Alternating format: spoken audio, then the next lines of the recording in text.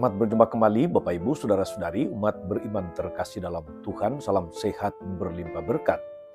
Hari Senin tanggal 12 Mei 2025, saya mengajak kita sekalian untuk merenungkan kutipan Injil Yohanes bab 10 ayat 1 sampai 10. Kita akan belajar tentang pola kepemimpinan Yesus.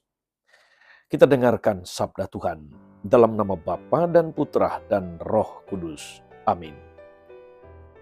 Sekali peristiwa, Yesus berkata kepada orang-orang Farisi, "Aku berkata kepadamu sesungguhnya, siapa yang masuk ke dalam kandang domba dengan tidak melalui pintu, tapi dengan memanjat tembok, ia adalah seorang pencuri dan seorang perampok. Tetapi siapa yang masuk melalui pintu, ia adalah gembala domba. Untuk dia penjaga membuka pintu, dan domba-domba mendengarkan suaranya. Ia memanggil dombanya masing-masing menurut namanya, dan menuntunnya keluar. Jika semua domba telah dibawanya keluar, ia berjalan di depan mereka, dan domba-domba itu mengikuti dia karena mereka mengenal suaranya.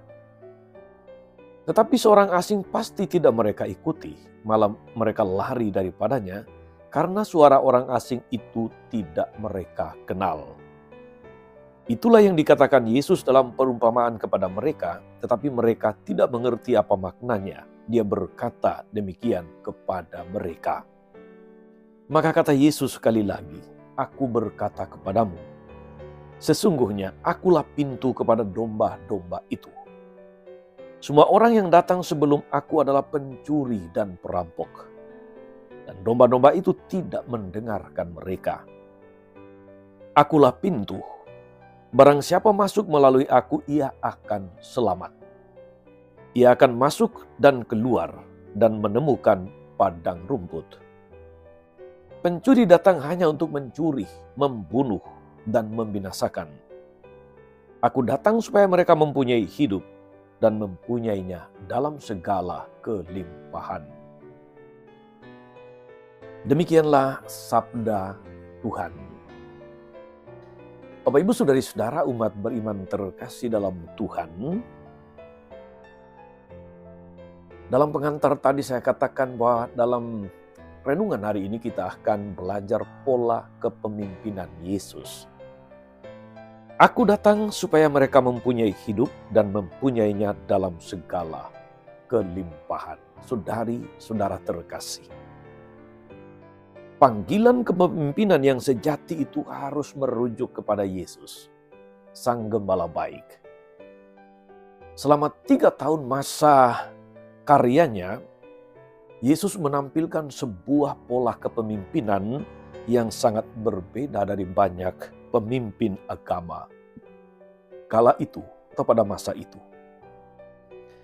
Sampai hari ini saudari-saudara, pola kepemimpinan Yesus itu tidak akan pernah usang untuk dijadikan referensi bagi setiap orang yang secara tulus dan jujur ingin mengikuti jalan kebenaran Allah.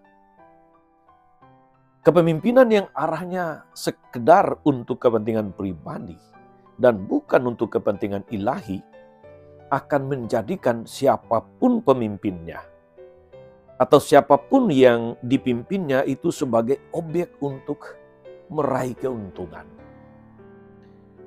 Kepemimpinan yang seperti ini sudah sangat jelas akan menentang segala bentuk prinsip kebaikan, keadilan, dan kebenaran.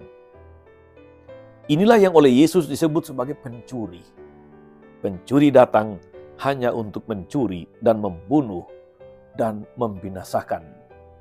Saudari-saudara umat beriman terkasih dalam Tuhan, sebagai pengikut Yesus, kita harus masuk dalam rasa syukur yang mendalam sebab kita berada dalam rangkulan pribadi yang tepat. Yesus Sang Gembala Baik, Dia adalah jalan, atau dalam Injil hari ini Dia adalah pintu keselamatan. Hanya saja kita jangan berhenti pada rasa syukur yang pasif. Rasa syukur seorang Kristiani itu haruslah rasa syukur yang aktif. Apa maksudnya?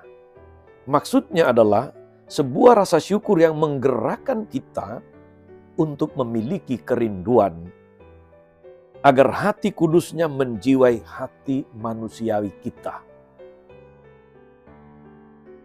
Sebuah rasa syukur yang menggerakkan kita untuk semakin menjadi serupa dengan Dia. Dan keserupaan itu, saudara-saudara, harus terlihat di dalam intensitas kita dalam berkomunikasi dengan Allah dan sesama.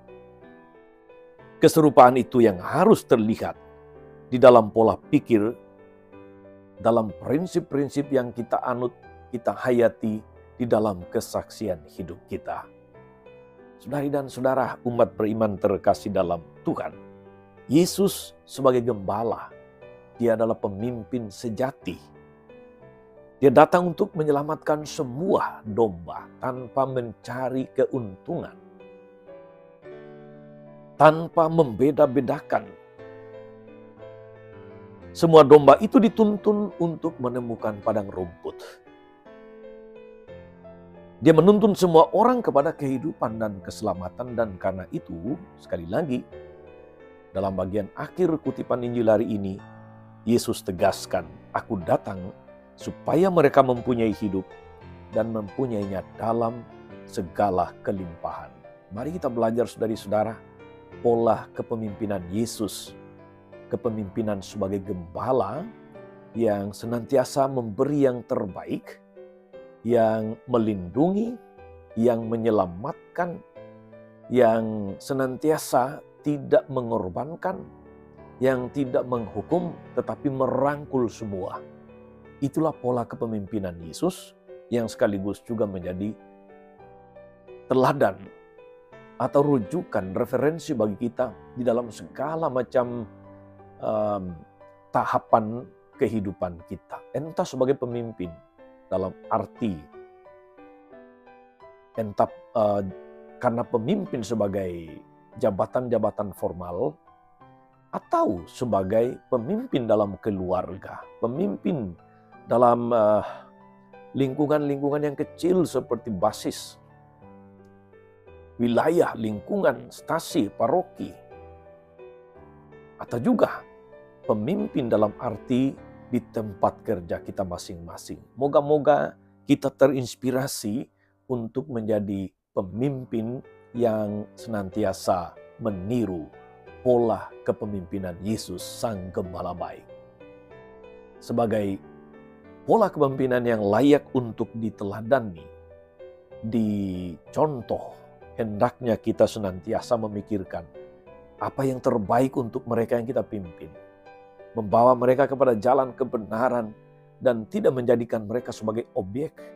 Tidak menjadikan mereka sebagai, katakanlah, orang yang bisa kita salah gunakan, sebagai orang-orang yang bisa kita jadikan sebagai, katakanlah, tempat kita mendapatkan keuntungan. Tapi mereka kita jadikan sebagai orang-orang yang kepada mereka lah kita diutus untuk membawa mereka kepada terang, membawa mereka kepada jalan yang benar, sebagaimana Yesus telah teladankan untuk kita. Tuhan Yesus memberkati kita semua. Amin. Tuhan Yesus Kristus, kami bersyukur karena kami boleh mengikuti Engkau.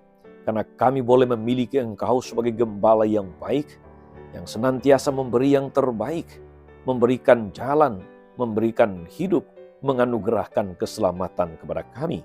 Kau senantiasa melindungi kami dari segala mara bahaya, menuntun kami ke padang rumput yang hijau, ke air yang tenang. Kuatkan kami agar kami semakin terarah kepadamu, baik secara pribadi maupun bersama dalam persekutuan umat beriman. Dimanapun kami berada, Engkaulah Tuhan dan Juru Selamat kami sepanjang segala masa. Amin. Saudari-saudara sekalian, berkat Allah turun atas saudari-saudara, atas mereka yang kita doakan atau kita janjikan doa, mereka yang sakit dan menderita. Skala rencana, karya dan pelayanan hari ini, Bapa, Putra, dan Roh Kudus. Amin. Tetap sehat, teruslah menjadi berkat. Jangan lupa like, subscribe, nyalakan lonceng notifikasinya. Salam 52, Tuhan memberkati.